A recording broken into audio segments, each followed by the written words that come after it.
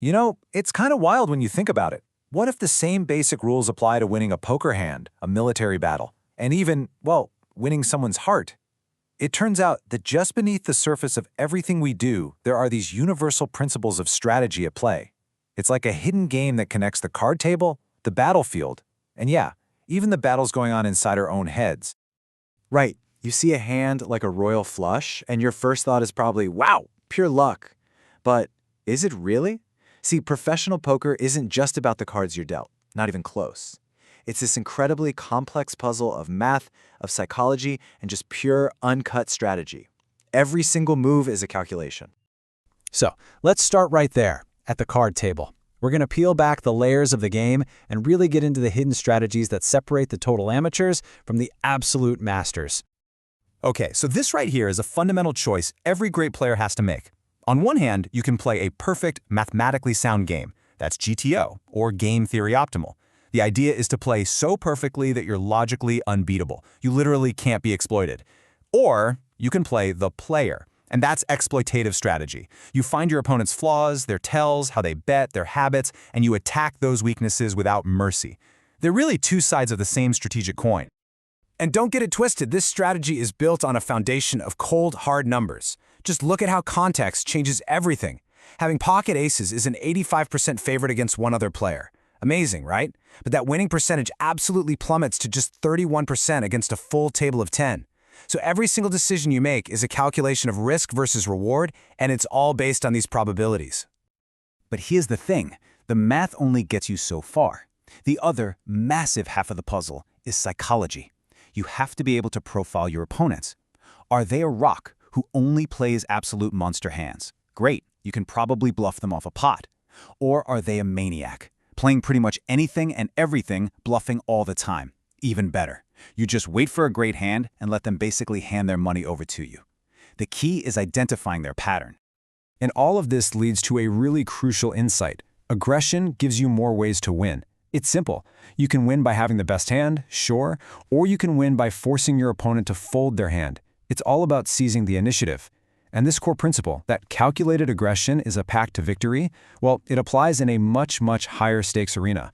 This quote from Sun Tzu just nails the connection perfectly. We're talking over 2,000 years ago, and he was writing that war is all about deception, about moving only when you have the advantage. A military feint, pretending to attack one way and then going another?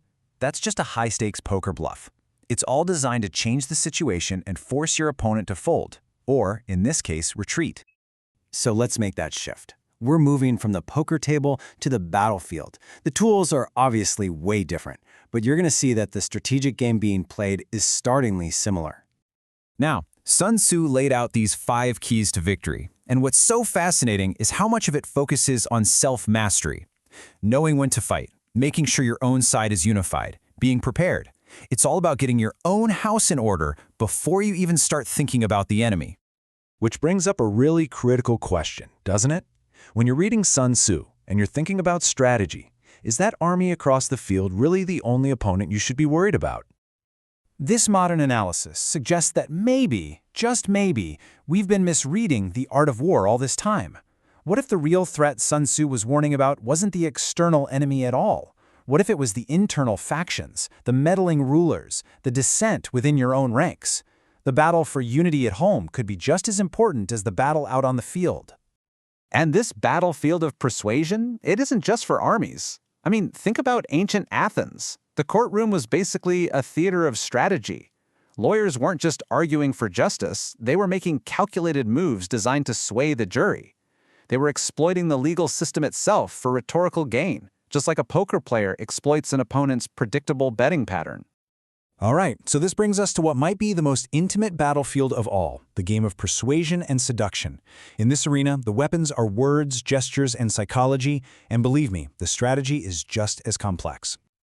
The author Robert Greene, he argues that seduction isn't some random, chaotic thing. It's a full-on strategic campaign. He says it starts with choosing the right target, someone who has a void that you can fill. Then you create mystery, you lead them astray, you push boundaries, and finally, you make your decisive move. It's a structured, 4-phase assault on the heart and mind. And according to Greene, there are different strategic roles you can play. You could be the rake, offering that thrilling sense of danger and forbidden pleasure. Or you could play the ideal lover, who figures out what someone has always dreamed of and then reflects that fantasy right back at them.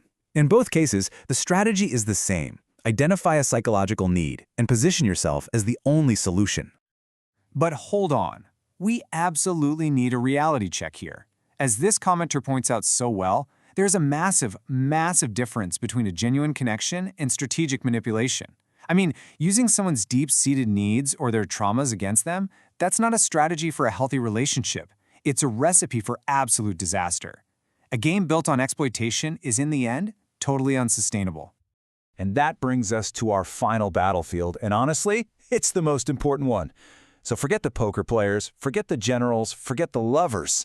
The ultimate opponent, the one you are always, always playing against, is your own mind.